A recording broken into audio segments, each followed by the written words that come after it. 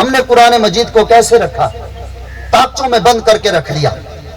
کوئی بیچنے والا آیا، ہم نے 500,000 روپے کا قرآن مجید خریدا، مسجد میں بھجوا دیا، جی یہاں پر بچے پڑھیں گے، ہمیں ثواب ملے گا۔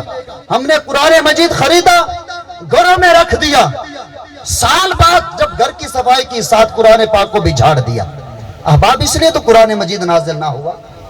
قرآن مجید تو پڑھنے کے لیے، عمل کرنے کے لیے نازل ہوا۔ کیا خیال ہے جو قرآن مجید آپ خرید کر کے مساجد میں بھجوا دیتے وہ سارے کے سارے پڑھے جا رہے ہیں؟ وہ ہم نے بھی الحمدللہ سنبھال کے رکھے ہوئے ہیں اور کمرے میں بند کر کے رکھے ہوئے ہیں کہ ان پر کوئی پڑھنے والا نہیں، کوئی ان کی تلاوت کرنے والا نہیں، تو کم از کم ان پر مٹی تو نہ پڑے، ان کی بے ادبی تو نہ ہو۔ الحمدللہ وہ آپ کے خریدے ہوئے قرآن پاک اور جو کپڑے آپ نے خرید کر کے ہمیں بھجوائے کہ جی قاری صاحب آپ ان کے غلاف بنائیں اور قرآن پاک کو ڈھانپ کر رکھیں، الحمدللہ ہم نے آپ کے وہ کپڑے بھی سنبھال کر رکھے ہوئے ہیں۔